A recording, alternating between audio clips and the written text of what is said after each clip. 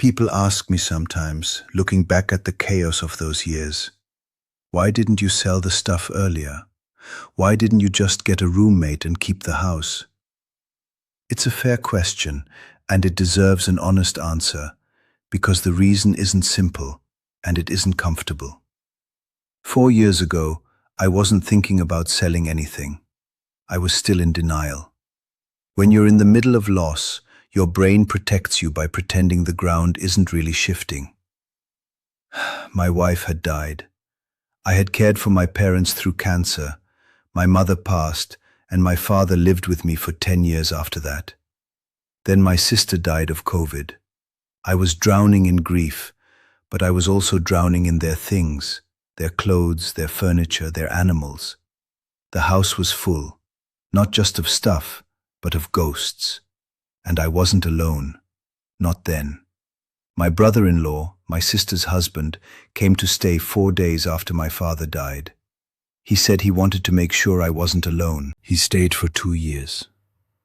We shared expenses. We drank coffee at the kitchen table every morning. I thought, okay, I can hold the fort. I have help. I didn't see the need to sell anything because I didn't see the problem yet. I thought I had time. I thought things might get better. Then one morning, my brother-in-law got up from that kitchen table to get another cup of coffee, took 2 steps, and died of a massive heart attack. Right there. Dead before he hit the floor. That was the moment the illusion shattered. For the first time in over 40 years, I was actually alone. And the math, which had been quietly not working for years, suddenly screamed at me. I was on disability, about $800 to $900 a month. The house was 200 years old. Heating and cooling it cost a fortune. Property taxes kept climbing. Utilities were relentless. I was looking at a mountain of debt with an income that wouldn't budge. So why didn't I get a roommate? I tried to imagine it, but by that point I was living in what felt like a house of death. My father died in that house. My brother-in-law died at the kitchen table. My wife's memory was in every room. I was terrified, literally terrified that anyone else who came to live with me would die too.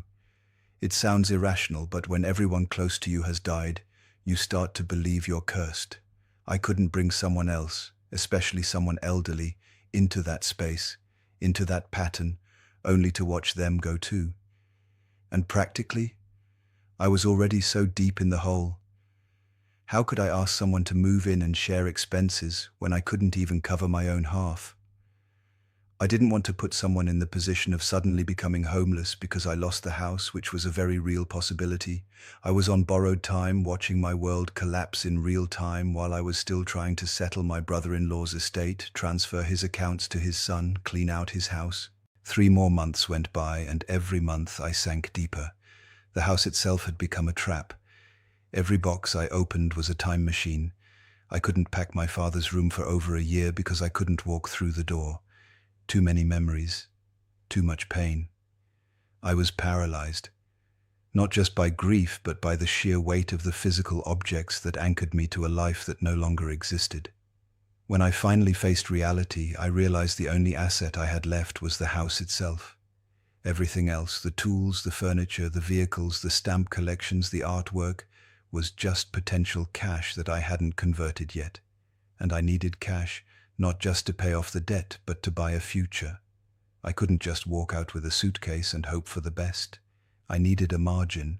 I needed enough money to buy an old camper, to have a roof over my head that I could afford on $900 a month, and to keep my animals, these dogs and cats that were the last remaining pieces of my family. They were all I had left. I wasn't going to give them up, so I made the brutal choice. I sold the house. I sold everything in it, right down to the bare walls. I went through the garage, the outbuildings, sold vehicles, sold tools. Every item was a battle against memory. Every sale was a letting go. It took over a year just to get the house on the market and sold, and during that time I lived in a state of emotional triage. But I knew that the only way to stop the financial bleeding was to convert every static object into liquidity. I paid off as much debt as I could. I bought that old camper. I loaded up the truck with what little fit, the animals, some clothes, basic tools, and I left. I chose a radical change because the alternative was a slow, grinding slide into foreclosure and destitution, surrounded by boxes of dead people's things that I was too heartbroken to open. Could I have kept the house with a roommate? Looking back, no. The math didn't math. The memories were too heavy. The fear of bringing someone else into that cycle of death was too real, and I needed to break free, not just financially, but emotionally. I had to shed the skin of the old life to survive. It wasn't easy. It was terrifying. I wallowed in misery for 2 years wondering if I'd made a terrible mistake, but eventually the freedom kicked in. No mortgage, no $200 utility bills, no property taxes eating me alive, just the camper, the animals, and a path forward. It took 3 years of saving $100 a month, every single month, no matter how tight it got, to build a cushion. But I did it. I rebuilt from zero, surrounded by the living memories of my family through their animals, not through their possessions. So when you ask why I didn't sell earlier, or why I didn't get a roommate, the answer is I was paralyzed by grief, by fear, and by the desperate hope that things would magically get better. They didn't. I had to make them better by letting everything go. And that radical, terrifying change was the only thing that saved me.